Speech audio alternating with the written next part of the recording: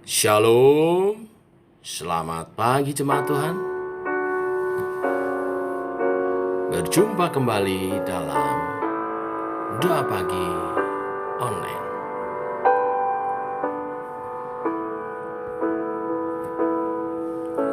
Tuhan, hanya kepadamu ku dapat selalu berharap. Kau takkan pernah membiarkan ku bergumul sendirian di dalam kelemahanku. Kuasa-Mu jadi sempurna. Kau takkan pernah tinggal diam untuk memberi pertolongan.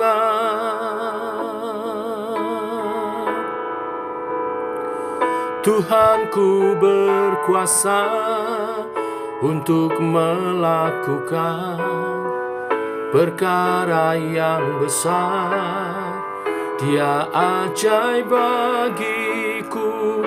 Tuhanku berkuasa untuk memberikan kemenangan besar di dalam hidupku.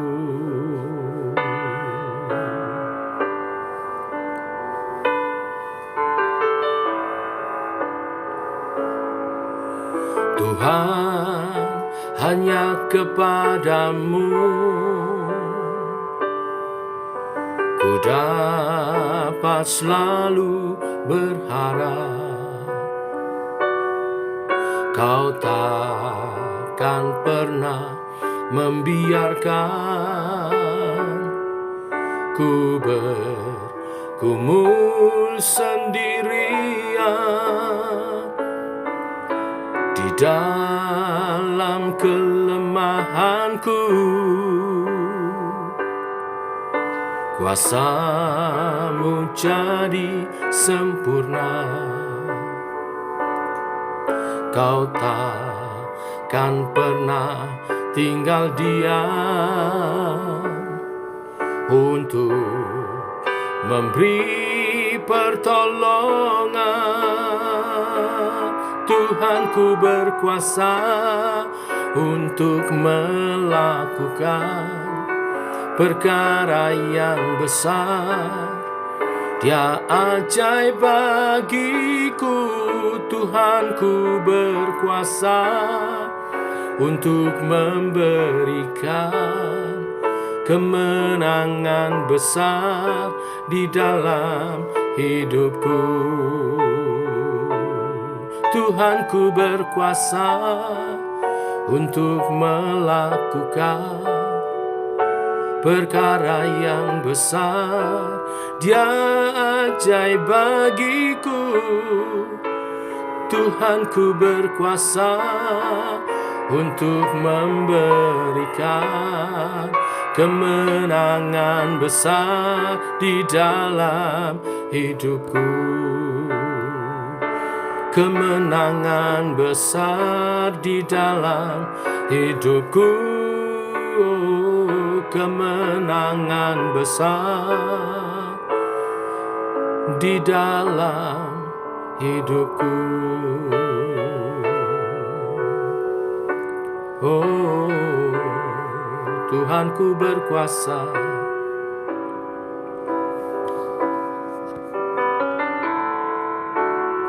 Oh, syukur, kami bersyukur.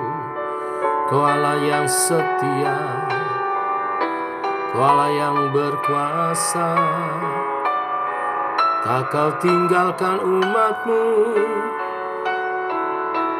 tak Kau tinggalkan umat-Mu. Kau selalu menghargai umat-Mu yang mau bertobat.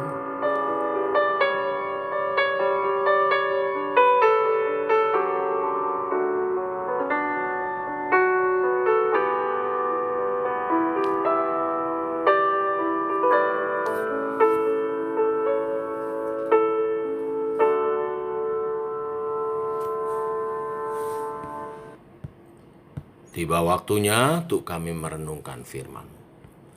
Firman-Mu adalah suluh dan terang bagi jalan kami. Berfirmanlah Tuhan. Kami rindu mendengarnya. Dalam nama Tuhan Yesus Kristus. Amin.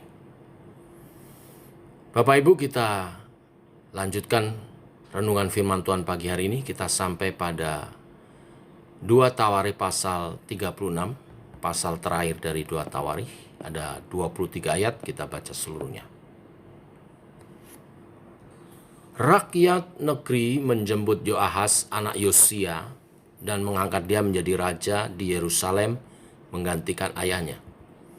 Yoahas berumur 23 tahun pada waktu ia menjadi raja dan 3 bulan lamanya ia memerintah di Yerusalem. Raja Mesir memecatnya dari pemerintahannya di Yerusalem dan mendenda negeri itu 100 talenta perak dan 1 talenta emas. Kemudian Raja Mesir itu mengangkat Eliakim, saudara Yoahas, menjadi raja atas Yehuda dan Yerusalem dan menukar namanya dengan Yoyakim. Tetapi Yoahas, saudaranya itu ditawan oleh Neko dan dibawa ke Mesir. Yoyakim berumur 25 tahun pada waktu ia menjadi raja, dan 11 tahun lamanya ia memerintah di Yerusalem. Ia melakukan apa yang jahat di mata Tuhan Allahnya. Nebukadnezar Raja Babel maju melawan dia, membelenggunya dengan rantai tembaga untuk membawanya ke Babel. Juga beberapa perkakas rumah Tuhan dibawa Nebukadnezar ke Babel dan ditempatkan di istananya di Babel.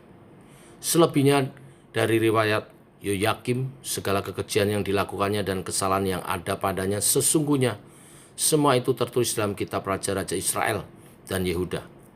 Maka Yoyakin anaknya menjadi raja menggantikan dia.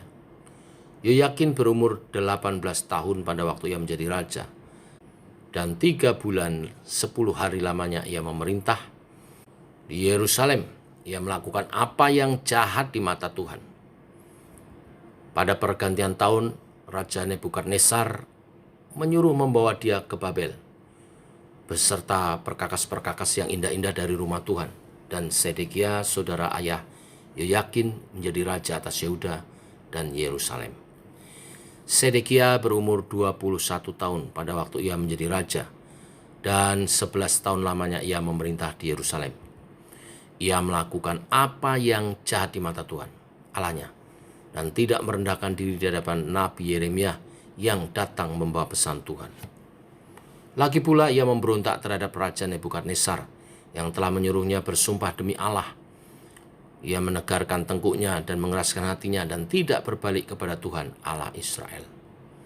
Juga semua pemimpin di antara para imam dan rakyat berkali-kali berubah setia dengan mengikuti segala kekejian bangsa-bangsa lain.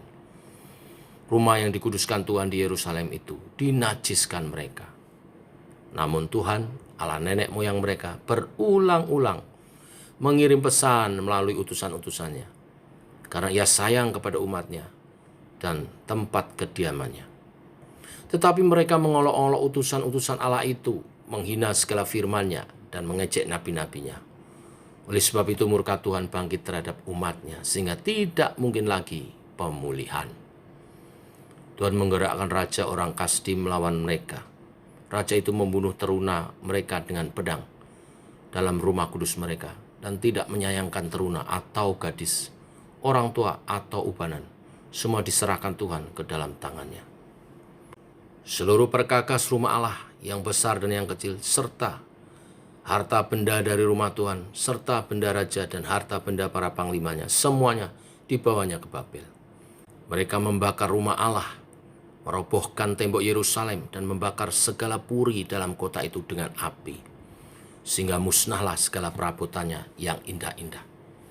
Mereka yang masih tinggal dan luput dari pedang diangkut ke Babel, dan mereka menjadi budaknya dan budak anak-anaknya sampai kerajaan Persia berkuasa.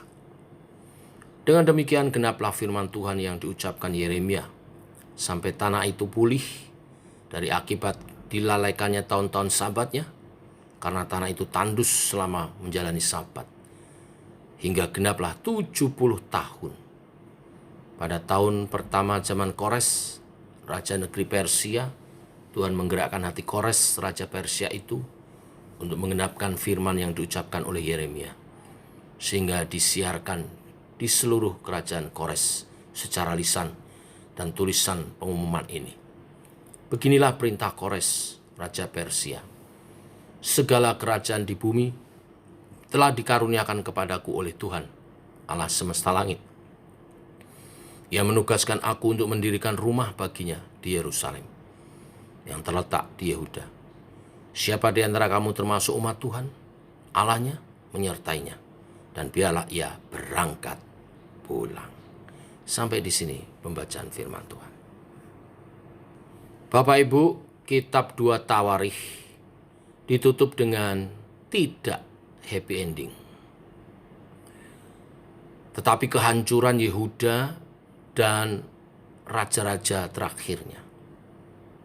Raja-raja terakhir adalah raja-raja boneka, bentukan kerajaan asing. Yoyakim yang diangkat oleh Neko, raja Mesir, dan Sedekia yang diangkat oleh Nebukadnezar, raja Babel. Tak ada lagi raja yang peka mencari dan mendengar suara Tuhan. Bahkan Raja Sedekia yang menentang pemberitaan Nabi Yeremia. Raja-raja ini semua berlaku jahat di mata Tuhan. Kitab ini pun mengungkapkan perasaan hati Tuhan yang begitu murka menyaksikan ketidaksetiaan umatnya. Dan kesabarannya sudah diambang batas, dan hukuman yang sudah lama ditunda karena sebelumnya masih ada raja-raja yang taat dan membawa pembaharuan bagi umatnya, seperti Yosia dan beberapa raja sebelumnya. Tetapi deretan raja-raja terakhir membawa umat Tuhan makin menjauh dari Tuhan. Dan inilah yang membuat hukuman dari Tuhan itu dilaksanakan. Yehuda dihancurkan dan dibawa ke pembuangan di Babel. Namun, titik terendah kehancuran Yehuda yang kita baca hari ini bukanlah akhir cerita. Karena di ayat-ayat terakhir dicatat tentang Raja Kores, raja negeri Persia, yang kemudian menaklukkan kerajaan Babel, yang hatinya digerakkan oleh Tuhan untuk melepaskan Israel dari pembuangan di Babel, bahkan mengizinkan mereka kembali ke Yerusalem untuk membangun bait Allah kembali. Tepat seperti firman yang sudah disampaikan Nabi Yeremia. Inilah pertanda bahwa Tuhan tidak meninggalkan Israel walaupun dalam pembuangan. Sebagaimana tujuan daripada Kitab 2 Tawarikh disampaikan, bagian ini menarik konteks kembali ke masa pasca pembuangan. Di tengah ketidakpastian bangsa Israel di hadapan pada pilihan hidup seperti raja-raja mereka yang terakhir, atau kembali hidup sebagai umat Tuhan yang setia kepadanya. Hidup sesat, jahat di mata Tuhan, dan terus dalam penghukuman, atau hidup sebagai umat Tuhan yang setia, bergantung padanya, dan Tuhan akan memberi pertolongan dan kemenangan. Bapak Ibu, jemaat Tuhan, perjalanan hidup yang baru memang membuka berbagai kemungkinan. Dan memang ada konsekuensi yang harus dijalani sebagai akibat pilihan yang salah. Tidak dipungkiri bahwa kehidupan kita tidak lepas dari kegagalan. Walau demikian, Allah selalu membuka peluang untuk kembali kepadanya. Bahkan dalam sejarah bangsa Israel, hukuman pembuangan yang mencapai 70 tahun bukanlah akhir cerita. Kita selalu bisa kembali kepada Tuhan, membangun kembali kehidupan kita sebagai bait-Nya dalam pertobatan. Memang setiap dosa pasti ada akibatnya. Akibat dosa selalu membawa penderitaan. Dan itu tidak mudah untuk bangkit kembali, tetapi adalah yang terbaik bila umat Tuhan berbalik kepada Tuhan. Karena Tuhan berkuasa dan Tuhan setia. Amin. Mari kita berdoa. Bapa dalam surga, kami mengucap syukur. Mengakhiri kitab 2 Tawarikh, kami diingatkan secara keseluruhan kehidupan raja-raja Yehuda dan Israel mewakili umat Tuhan. Saat mereka hidup dalam takut akan Tuhan, setia beribadahnya kepadamu, Tuhan selalu memberi pertolongan, petunjuk, dan kemenangan. Sebaliknya ketika mereka hidup dengan dirinya sendiri, menentang Tuhan, berbuat jahat di mata Tuhan, maka mereka menjauhkan diri dari Tuhan dan perlindungan Tuhan. Mereka jatuh dalam berbagai kesengsaraan dan penderitaan, dikalahkan, dihina dan dihancurkan. Biarlah kami umat-Mu belajar dari ini untuk selalu mengandalkan Tuhan, mengiring Tuhan seumur hidup kami, dan setia menyembahnya kepada Tuhan. Karena Engkaulah Allah yang berkuasa atas hidup, bukan hanya kami, tapi seluruh alam semesta ini. Dan kami bersyukur pagi ini karena Engkau setia, selalu menunggu pertobatan dari umat-Mu. Bahkan rancangan keselamatan Engkau berikan. Terima kasih Tuhan. Dalam Yesus Kristus kami telah ditebus sebagai umat Tuhan. Dan Allah Roh Kudus yang ada dalam diri kami menuntun kami hidup berkenan kepada Allah. Selalu mengingatkan dan menegur kami, biarlah kami peka dan rendah hati, turut seturut kehendak-Mu. Dengan rancangan-Mu yang mulia atas kami digenapi. Terpuji nama-Mu Tuhan, dalam nama Tuhan Yesus Kristus. Amin.